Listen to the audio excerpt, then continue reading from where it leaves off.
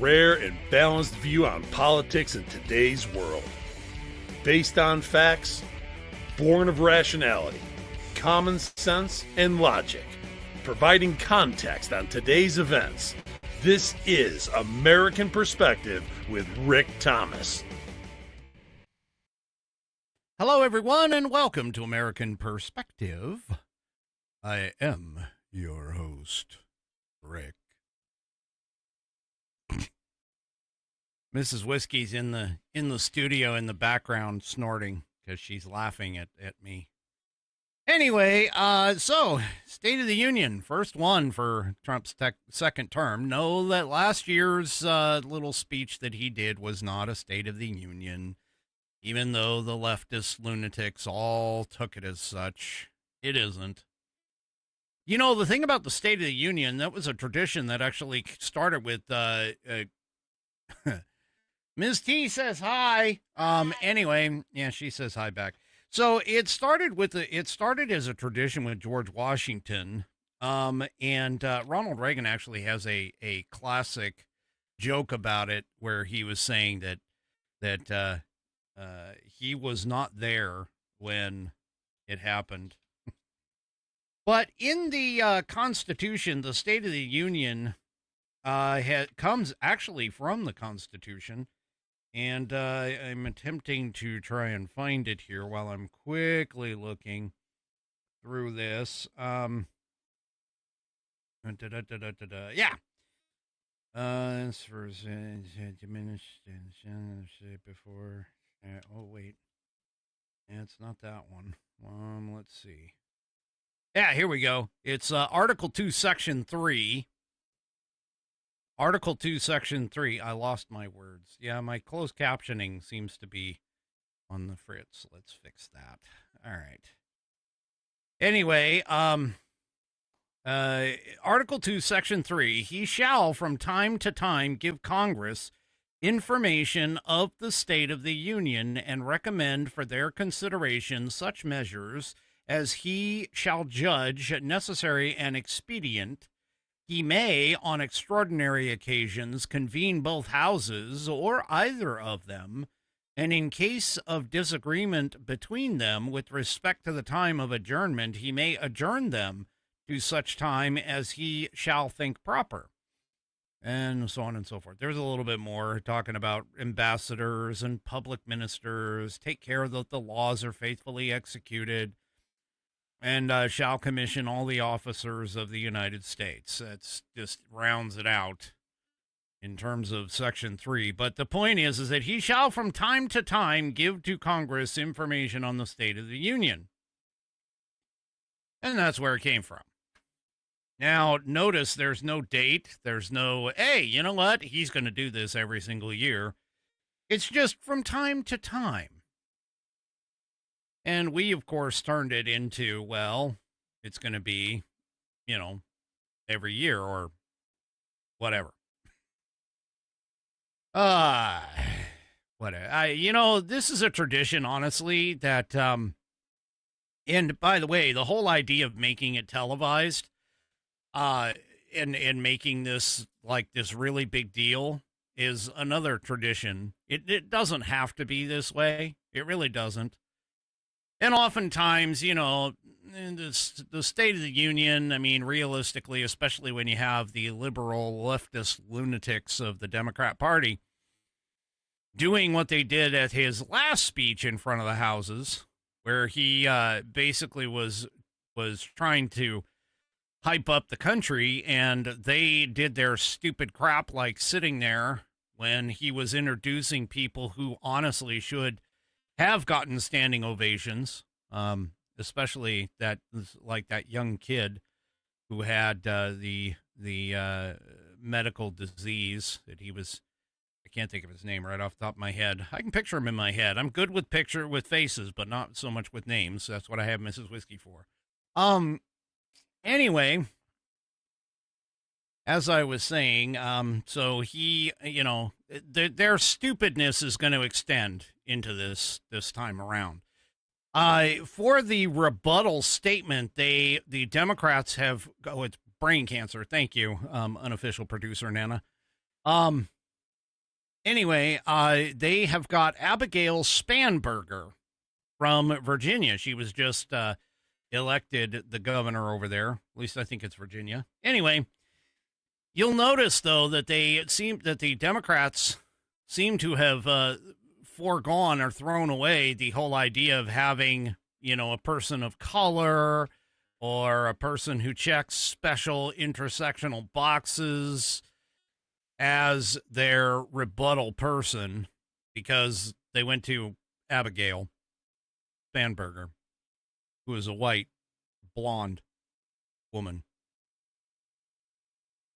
Interesting. Anyway, we'll get to some more of that here in just a little bit. And to start off the show, or as my first topic, Gavin Newsom was not happy about the exposure that he had based off of his own comments while hawking for his book in front of a primarily Black American crowd in Atlanta. We'll get to that in just a minute, but first let's go ahead and recite the Pledge of Allegiance with none other than Squishy. That's right, Squishy is up. I see her over in the green room, or the blue room, or the black room, whatever color you want to make it. And she's over there getting her pipes all warmed up and everything else, and, acting a little nervous, wringing her hands, shaking them, shaking off. You know what you do when you're nervous, your hands and palms get sweaty and stuff like that. So she's kind of shaking that off too. Anyway, so let's go ahead and please stand. If you are wearing a hat, please remove it.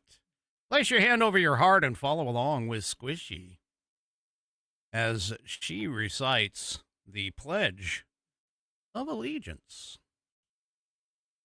I pledge of allegiance to the flag of the United States of America and to the republic for which it stands, one nation under God, indivisible, with liberty and justice for all.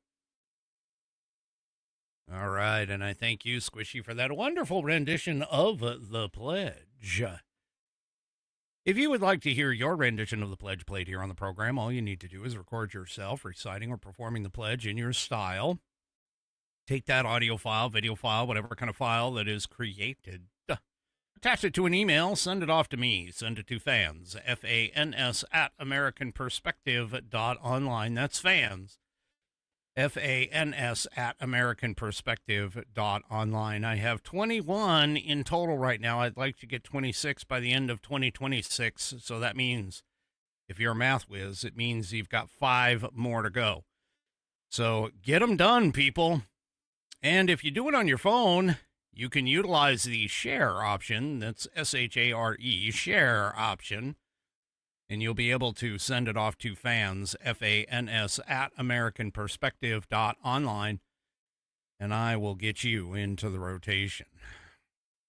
All right, tonight's headline sponsor, kind of fitting, considering the fact that we are doing a constitutional, well, the president is doing a constitutional task in front of Congress. And the fact that, I have the Constitution behind me. And it's the Institute on the Constitution for our headline sponsor. The Institute on the Constitution was established in 2004 as a 501c3 nonprofit with one singular mission, and that is to restore the constitutional republic through grassroots education from a biblical worldview. Speaking of views, head on over to theamericanview.com. That's their website address, theamericanview.com. And you can you can go and check out all of their stuff. They have a 3-step program, action step for you to help restore the constitutional republic. First step, of course, is to pray. We should always pray for our government. Pray that they follow the Constitution for sure. Pray that the people that are trying to do right stay there and do right, and pray that all the idiots are no longer idiots. Although that's And I think that might be a waste of a prayer. But anyway, the second thing you can do is you can study. Now, how do you study? Well, you study by going and taking they're starting off with their U.S. Constitution course. That's right. It's 100% free. There's the form right above my head right there. All you need is your first name, last name, and your email address. Those guys, yeah, those 3 pieces of information. You click Get Lesson 1 free, and you will have them sent to you directly to your email inbox. It's a 100% free online course. 12 short lessons, roughly 15, 20 minutes long. They're videos that you watch, and then you can, gather the information from there. But go and do that. That's how you start. And then you can take their other courses. They have 4 of them, I believe. And you can pick up ones in person. They're all over the place. As you can see, you've got South Carolina, Missouri, Ohio. There's all kinds of places all over the United States that you can go and take one of these courses. And once you do all of that and take all of their courses, you can then move on to the ACT phase. And, of course, you're kind of acting by taking a class, of course, and becoming a member, but you can also become an instructor. After you go through their courses, you can go and become an instructor today. They tell you how to do it right here. They tell you right here in this little video how to become an IOTC instructor. And then you yourself can instruct others on what you have learned in your local neighborhoods and places. You can do this. Obviously, you can take it. They also give you suggestions like 5 tips for a successful class. So you can learn all kinds of things about that. Pick up your instructor kit. You can do that by heading off to the shop, and you can become one of their certified instructors. They have a certified instructor, they have platinum instructor, and they have a chapter leader, which is that's a really high up person because they actually recruit instructors and work directly with IOTC headquarters for it. So anyway, then you can head off to their shop. Now their shop, my favorite place to go in their shop, not only for all of their other educational resources, their courses, their apparel, their instructor materials, but I love the Legacy Library. I love the Legacy Library. And inside that Legacy Library is a copy of this fantastic leather-bound U.S. Constitution. That's right. It is known as the Sexy Rounded Corner Book by all of my Whiskey Warrior P1s. Yep. And it has, according to my unofficial producer, stitching so strong that it can tie up all of the libtard opinions after the State of the Union. It also has stitching so sturdy that it makes one say to themselves, hey, I feel so patriotic. I could use some 1775 coffee. Oh, wait, wrong spot. Anyway, it has sexy rounded corners, but take a look at this thing. It's got 1/8 of an inch of Saddleback leather wrapped around pages that are water and tear resistant. No cheap glue here. As I said, there's that stitching all the way through the leather and the pages contained within. It's got a 100-year warranty against materials and manufacturing defects, such that if something goes wrong, you send this back to the manufacturer and they will either fix it or replace it for free. It is buddy tested, buddy approved, Billy tasted, Billy approved. My youngest whiskey warrior has confirmed that the information contained within will get you your civics badge in Scouts. It'll also help you pass that civics test and maybe even that naturalization test as well. Head on over to theamericanview.com and check out their shop. Go to the Legacy Library and order one of these for yourself today. It also makes a great gift too, by the way, for that patriotic person in your life. But go ahead and do that. Head to theamericanview.com, the Institute on the Constitution's website, and go and check them out today. I thank them for being a sponsor of the show. Uh-oh. That's the wrong one. Anyway, all right, folks. There you go. The Institute on the Constitution is a great place to go to get all kinds of information. All right. Well, let's go ahead and start off. Y'all remember me playing this video for you last night.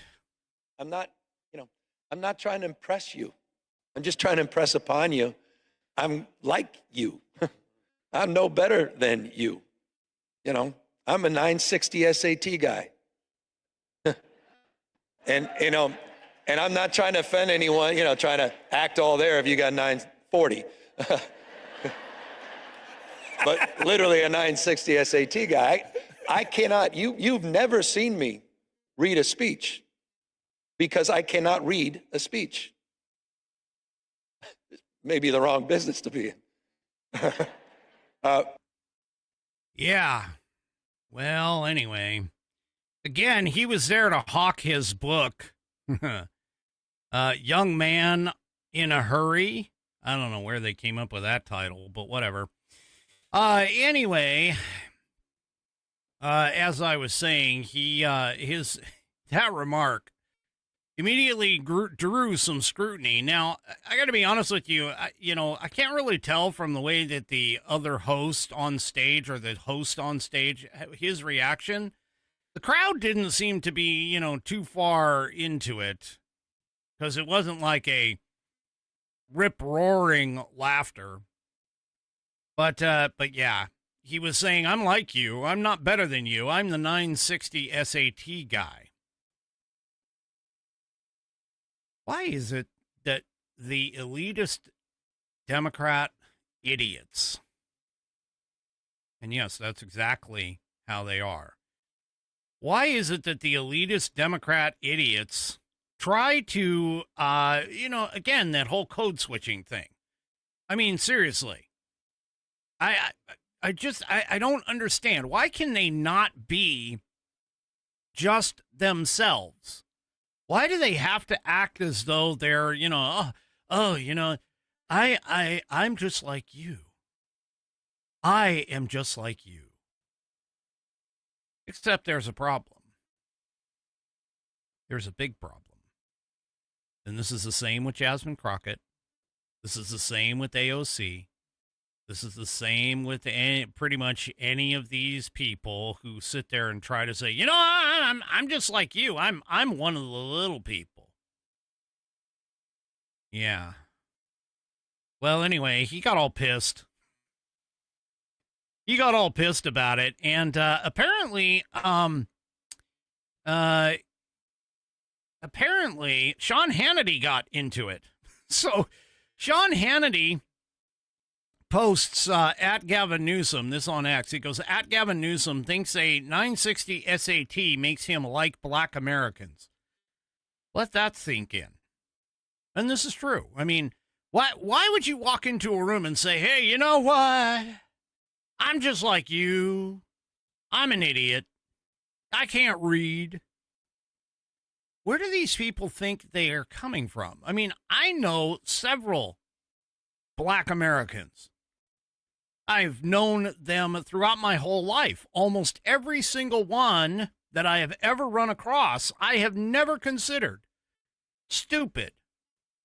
I have never once considered that they would be unintelligent. In fact, the vast majority of them were of a high intelligence level. Now, granted, there's some, like Candace Owens, starts off really intelligent and then ends up, you find out that she actually is stupid. But that goes without saying, regardless of skin color or sex, gender, whatever. I mean, yeah, I can even tell you it's the whole stereotypical blonde jokes. Yeah, I've known some really smart blondes in my day. So, yeah. Any of these people, I'm just telling you, is just anyway. Well, Gavin got pissed and responded, and he goes, "You didn't give a crap." Well, shit. I don't know why I tried to censor myself. This is my show, so who the hell cares? You didn't give a shit about the President of the United States posting an ape video of President Obama or calling African nations shitholes. But you're going to call me racist for talking about my lifelong struggle with dyslexia? Uh-huh. He goes, spare me your fake effing outrage. Sean. Yeah. Well, Sean actually hit back. And he goes, you didn't give a shit about being Joe Biden's public spokesperson, knowing that Joe Biden partnered with former Klansman Robert Byrd as they tried to prevent the integration of public schools. So spare me your effing fake, phony, feigned outrage. And how about you get homeowners building permits in the Pacific Palisades instead of making an ass out of yourself daily? Just a thought. Yeah. Well, Gavin wasn't the only one. Or I'm sorry, Sean wasn't the only one. Because, well, there's this guy who's the governor of a state that a lot of people sit there and think, is one of the, dumbest states in the union because they believe that, backwoods rednecks are stupid. Yeah, anyway. This governor, a Golden State governor, who sits there and talks about how he had a 960. Well, Mississippi State Governor Tate Reeves, he went on X and he goes, this seems like a good time to remind you that a black student in Mississippi is 2.5 times more likely to read proficiently by 4th grade than if he or she lived in California. Reeves continues and says, we would be happy to send one of our reading coaches to assist you, Gavin. Learning is a lifelong journey, and you might achieve some of the gains that our black 4th graders have. He goes, incidentally, one nice feature of increased literacy is that you do not have to fall back on vulgarity to seem passionate. Let me know.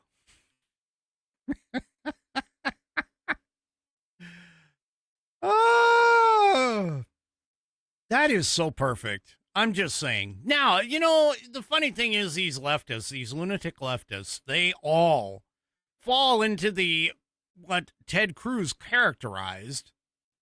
And I just got to say, this is a total true characterization.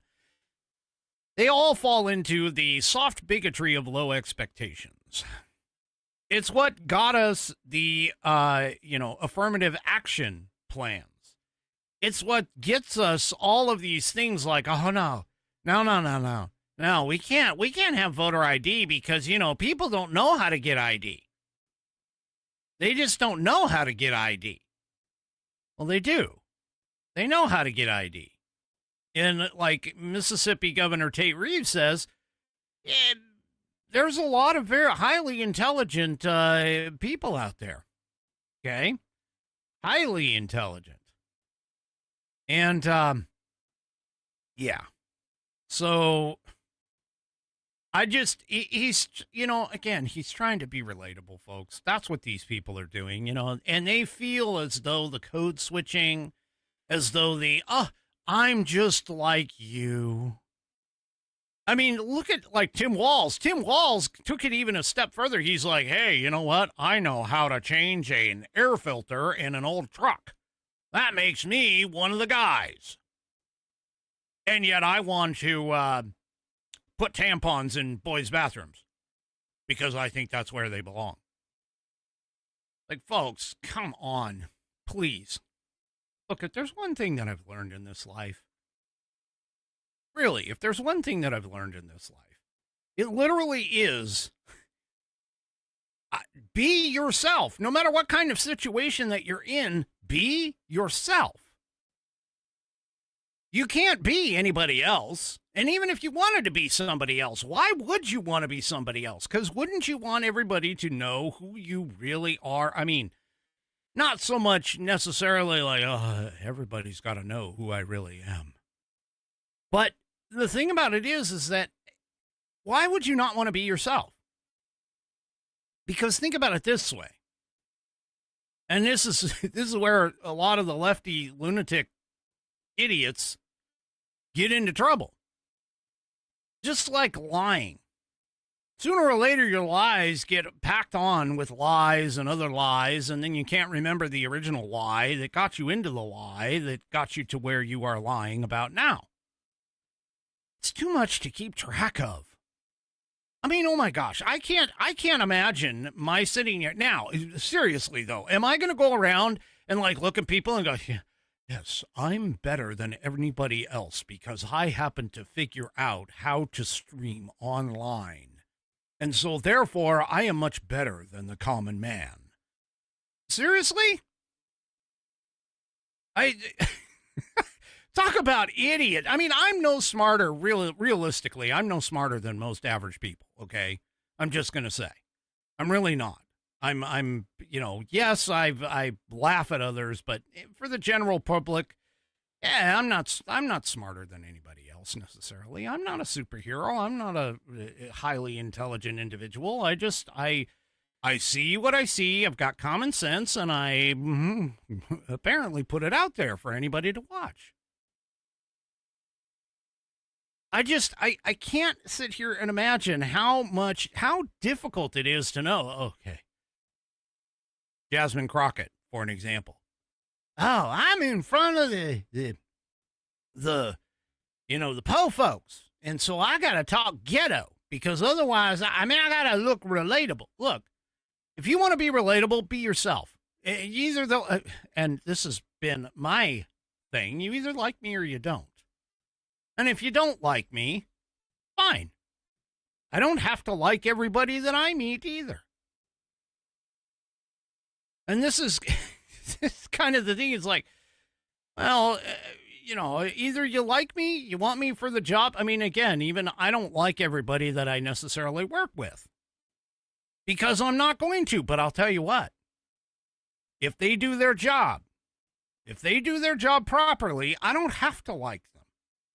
And at the same time, I don't have to be buddy-buddy with everybody that I work with. I don't have to go out and drink beers or go and play games or, do all those team building exercises. Woohoo. No, I don't have to do any of that in order to be able to do my job.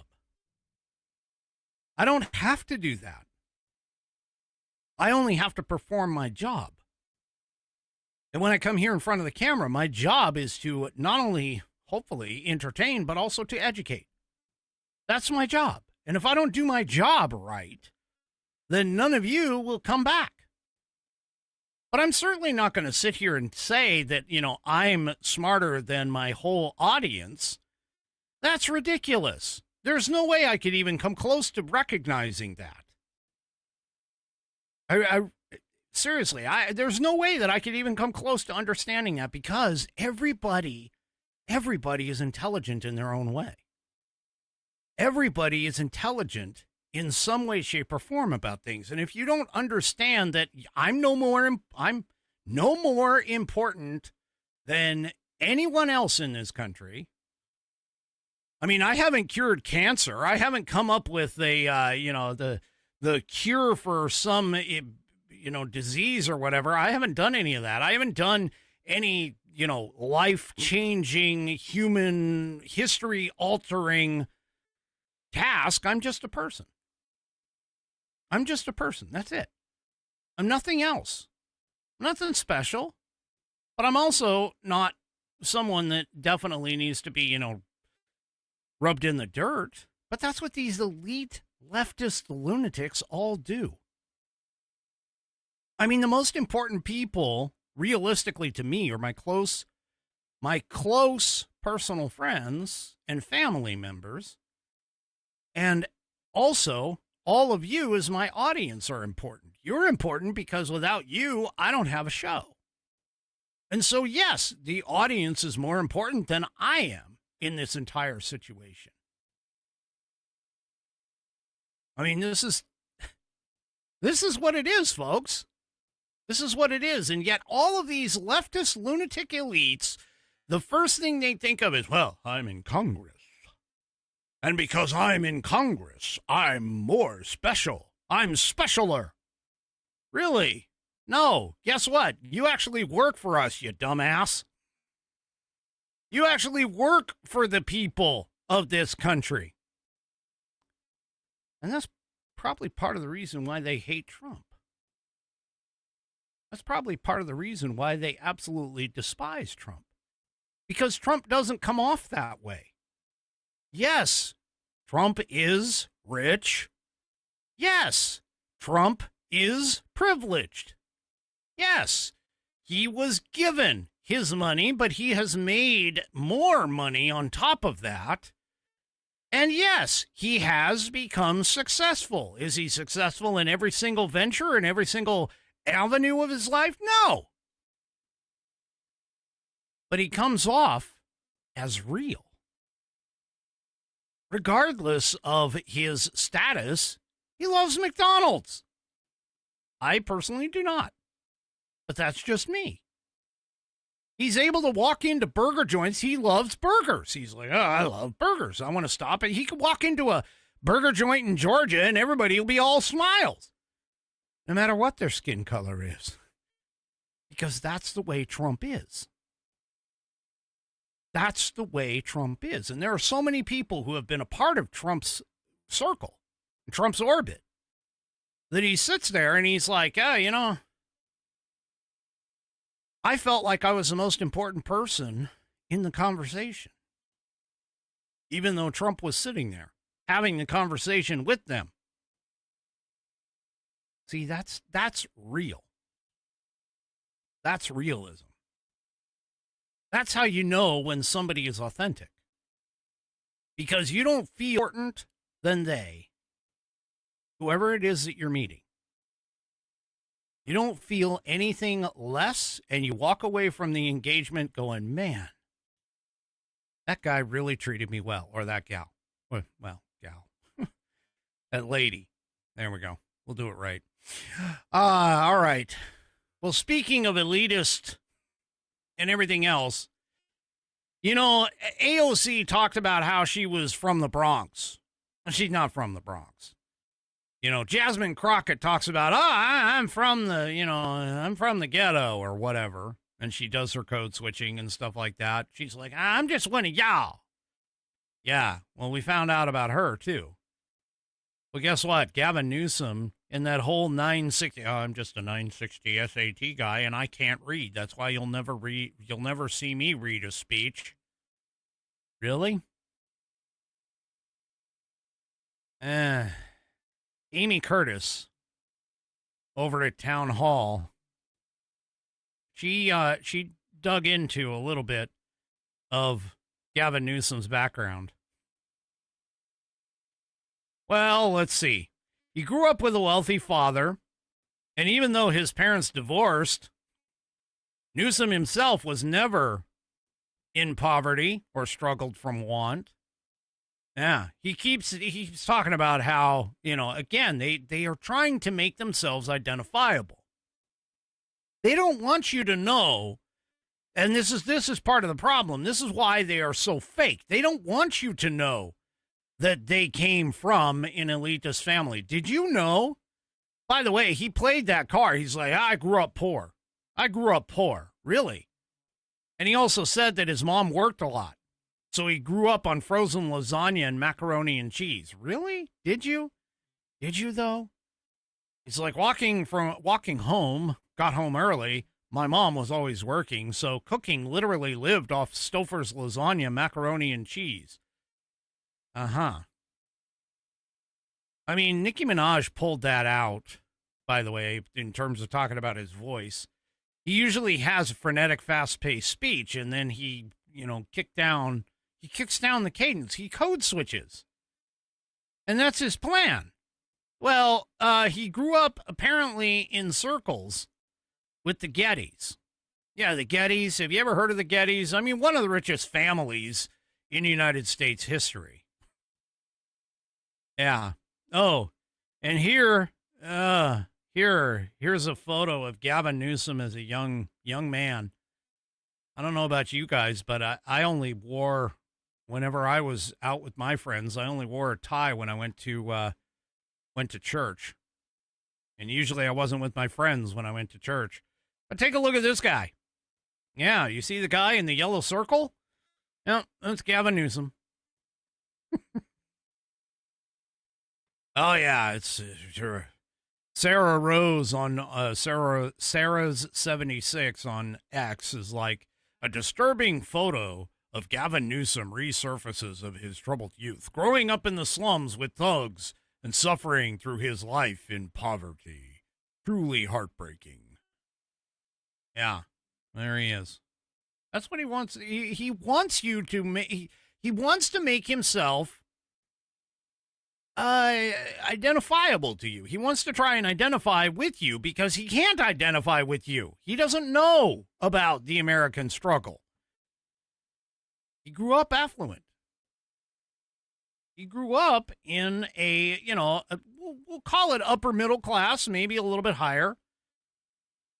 And by the way, that picture came from was I think found and featured in the San Francisco Chronicle in an article titled "Children of the Rich" in 1991. Huh. Yeah. I was never featured in an article, in a magazine article. In fact, the most coverage and exposure that I've ever gotten was a little 5-minute interview when I was younger, and they were talking, ironically, about voting. And I got quoted in the local paper. I was so pleased with myself. Well, frankly, I didn't care. Oh, yes, he's just an average kid from a blue-collar family, according to Baron von Grimm on X. Well, there's one little thing or one little problem with this photo that you see of Gavin Newsom as a senior in high school. Let me explain to you what's the problem. That scarf that he's wearing, yeah, that was probably about $100. First of all, I know I would never be caught dead wearing a scarf like that, at least back in my younger days. But even so, I mean, seriously, folks, $100 for a scarf. Holy crap. I couldn't, there's no way I could spend $100 in the 90s on a scarf. Oh, Lord, have mercy. Mm-mm-mm. Yeah. Oh, sorry. I was wrong. That scarf apparently cost several $100s, according to the individual saying it. Yeah. Mm-hmm. Yeah, he's, by the way, don't forget, when you're talking about Gavin Newsom as the governor, don't forget COVID. Yeah, he shut down the entire state, said, oh, yeah, all California businesses, you got to shut down. But don't forget that he wanted to have a night out with his friends, and so he called up the French Laundry and told them, hey, you can stay open so that we can dine there. Yeah. That's Gavin Newsom, folks. Oh, and I can't forget good old Nancy Pelosi being a relative. Yep. I can't. I mean, seriously, seriously. He might as well just. Oh, and I'm being told too by again a really smart Whiskey Warrior P1 that he kept his winery open too. Yeah, and well, he shut everybody else's businesses down. Mm-hmm. Yeah, folks, I'm sorry. These people, I can't even imagine why you would even sit here and like vote for these folks. It's like everything that you say is a lie. I mean, hell, I've been to like car dealerships where I've come home after the salesperson has tried to give me a pitch and wanted to take a shower. There's no way in hell I could sit through a speech by one of these people. And you know, again, he's doing this in front of people and he's trying to hawk his book. His, quote, autobiography. I think it's an autobiography. I don't even know. I don't even care. It doesn't matter. He's just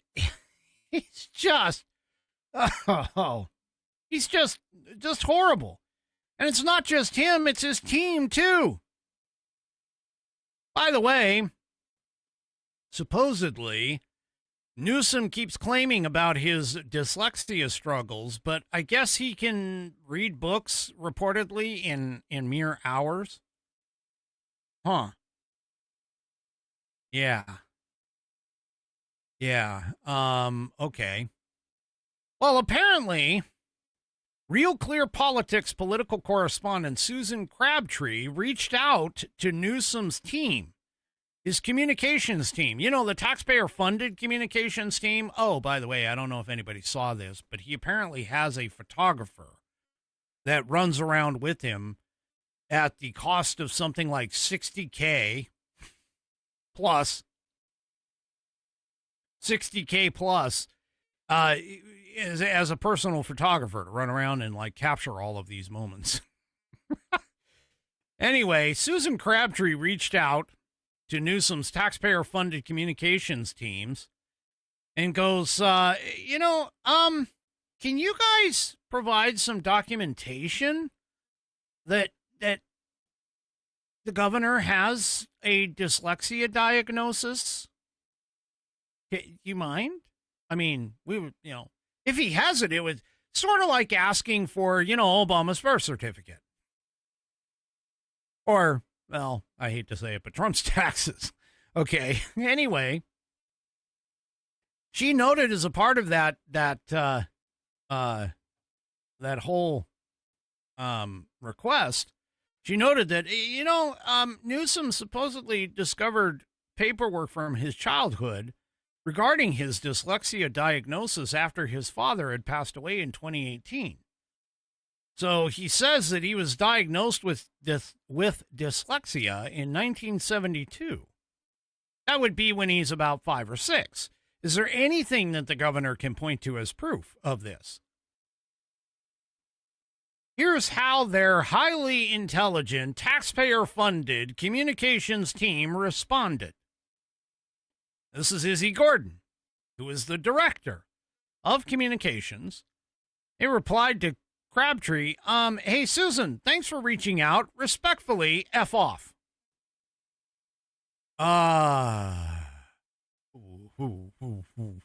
What? Okay. Yeah. Don't believe me? Oh, well, here you go. Here it is, black and white. Right here. And there it is. Hey, Susan, thanks for reaching out, respectively. F off. Yeah. Okay. Now, he did claim this way back in 2017, by the way, in a video interview. Gavin Newsom says, there are certain things that I can't do, and I'm in the wrong business to not be able to do them, meaning I can't read very well, and when you have to give speeches all the time, it's hard because you can't read a script. He called it horribly difficult to read a script from a teleprompter. And he stated that he found out that he'd been previously diagnosed with dyslexia in 5th or 6th, 7th grade. Now, let me just point this out, okay? I'm not making fun of anybody with dyslexia. Dyslexia is a relatively common reading problem where B's and D's get flipped and letters get turned upside down and, all kinds of different variations of the affliction. And there are ways to work around it. It's just like color blindness. Color blindness is an affliction. And I used to work in a business that being colorblind really was a potential problem here. Okay. And, being colorblind and not being able to discern colors like red and green is difficult for somebody. But I knew somebody who was able to successfully, very well, by the way, was able to successfully operate in the business as part of telecommunications. There's a color code that has red and green and red, depending upon the size of the cable. There also has red and brown. Now, I, not being colorblind, I oftentimes had troubles with the red and brown colors because of the pigments that they would use.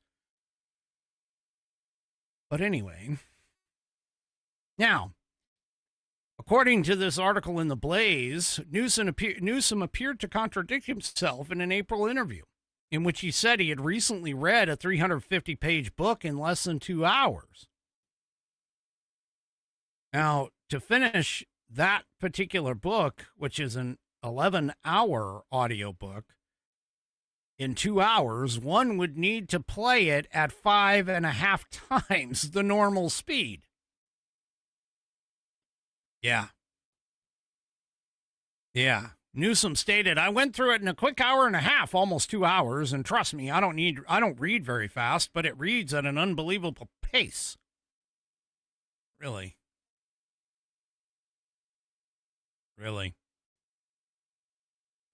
So, yeah. Once again, man, this guy wants to run for president. I just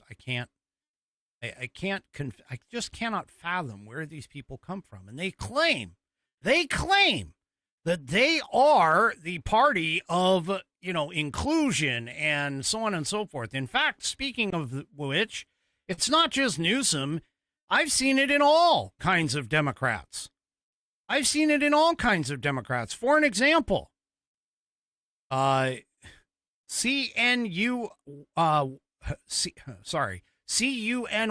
that's City University, New York, I think, there was a professor, and she, well, let's just say she forgot that her mic was on. Yeah, let's take a listen.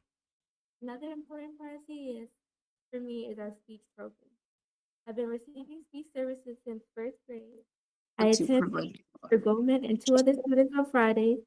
He delivers lessons and helps us fit those skills into our lessons. Bad schools that like they're They're too dumb to know they're in a bad school. Independent in our class. I mean, but apparently Martin Luther King said it. Like, if you train a Black person well enough, they'll know to use the back. You don't have to tell them anymore. They just Allison Friedman, what you're saying is absolutely hearable here. You got to stop.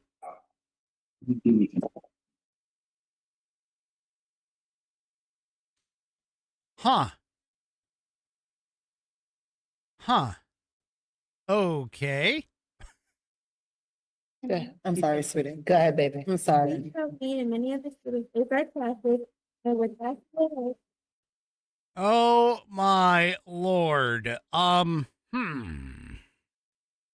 See, this is the problem. Now, by the way, she reportedly said on Zoom while her mic was live, she's like, they're too dumb to know they're in a bad school. So, in other words, you agree with, I don't know, charter schools? You agree with school choice? Because, maybe, just maybe, they might want to get an education? And then she continued on, and she's like, if you train a Black person well enough, they'll know to use the back. You don't have to tell them anymore. Huh. Yeah. Like I said, they are all this way.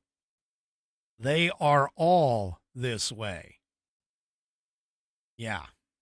Now, apparently, Friedman did say, my complete comments make it clear these abhorrent views are not my own. Oh, you mean your views were taken out of context? Oh. Well, that's too bad. And she continued, nor were they directed at any student or group. Really? And she tries to backtrack and say, I fully support these courageous students in their efforts to stop school closures. That's what it was for, was to try and stop school closures. And then she goes, however, I recognize these comments caused harm and pain. And while that was not my intent, I do truly apologize. They think this way.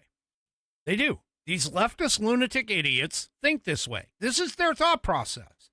Believe me, if you get them into a room where they feel safe and comfortable, to where they feel as though they can speak their mind without any harm, any worry, any PC crap, this is exactly what they do. This is exactly what they do. And yet I can tell you that if that was a Republican or a conservative, or if any Republican or conservative said anything of what Gavin Newsom said, or said anything, same thing with the CUNY professor, said, yeah, they'd be crucified. I mean, hell, just look at the Randy Fine incident. He was just siding with dogs, a cute little cuddly puppy. That's what he was siding with. And he was just about crucified by the left because of this. Folks, all I'm saying, man, is these people are complete, utter, stupid morons. That's it. That's all they are. And they're going to continue on the way with the State of the Union. In fact, the State of the Union, apparently Democrats are going to do a counter-programming section. Yes. You know that counter program that happened during the Super Bowl, the TPUSA thing? Well, apparently that was so successful, even though the left kept ridiculing it. Apparently that was so successful that the left got the bright idea, like, hey, you know what? We don't want to watch the State of the Union, so guess what? We're going to put in our own counter programming. That's what they did. Yeah. Oh, and how many Democrats have all been sitting there and saying, you know what? We're not gonna go and do this. We're not gonna go there. We're not even gonna show up. So, yeah.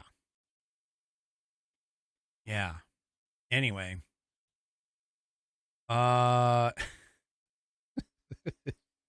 I can't even imagine. I really can't. And it's a whole clown show, by the way. They've got people like Chris Murphy from Connecticut, moron. They've got the Alex Padilla guy who tried to essentially attack, aggressively move toward Kristi Noem and got arrested. And you have Abigail Spanberger. Yeah. And they're all these guys. Anyway. Oh, and I guess they're going to have more speakers at this event. This is they're holding this. It's called the People's State of the Union. The People's State of the Union. And it's going to be held, or it's being held on the National Mall. The event is being sponsored by Move On, Civic Action, and other coalition partners. So I bet you there's at least a few socialist, communist systems there. Anyway, then you have they're putting on speakers like Senators Ed Markey, Jeff Merkley, he's an idiot, Chris Murphy, yeah, that's an idiot too, Tina Smith, Chris Van Hollen. Oh, those are some bright stars in the sky. Yeah. Representatives Yasmin Ansari, Becca Balint, Greg Cesar, or Caesar, however it's pronounced, Veronica Escobar. Oh, our wonderful Pramila Jayapal. That's right. She's about as dumb as a freaking box of rocks. Oh, my God. Anyway, Della Ramirez and Bonnie Watson Coleman. And even our own Patty Murray, too. She was going to be on video. She posted it all over X. She's like, come back here for my statement on the State of the Union.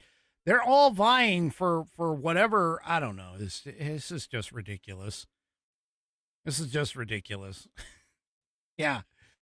Apparently they thought that they were going to do another TPUSA and actually have something. Well, really quickly, here's some things that you can take a look at and watch for Trump's State of the Union speech. And by the way, he has already said it's going to be a long speech. Now, keep in mind that speech he did last year was 99 minutes. My guess is that it's probably going to be 100 minutes or more, maybe like 120 minutes. So, sit back, pull up the popcorn, and be ready. But all of that being said, here's some things to take a look at and watch for in his speech. One of them, of course, is midterms messaging. What kinds of messaging is he going to put together for the midterms? Because this is the one and only big speech that he will actually have. Not only the network's attention, but there's also several cable companies have been reportedly going to preempt their other shows for the State of the Union. Now, that doesn't happen very often. So this is going to be kind of interesting. He also is going to be celebrating the 250th anniversary of America's independence. He'll be sharing stories of American heroes. He's also potentially going to be talking about foreign policy and foreign policy questions. My bet is that Iran is going to come up for sure. He'll also probably talk about the troubles that they're having in Mexico. He's going to have a series of guests in the gallery. Now, keep in mind, it's not just the president that has guests. There are several other guests that are going to be there, brought by other ranking members of not only Congress, but, I hear that Melania Trump is also going to be bringing a guest or two. But the U.S. men's hockey team is supposed to be there. The women's politely declined. They apparently are going somewhere else or already had other prior things booked. But the men's hockey team is going to be up there. Erica Kirk is supposed to be up there.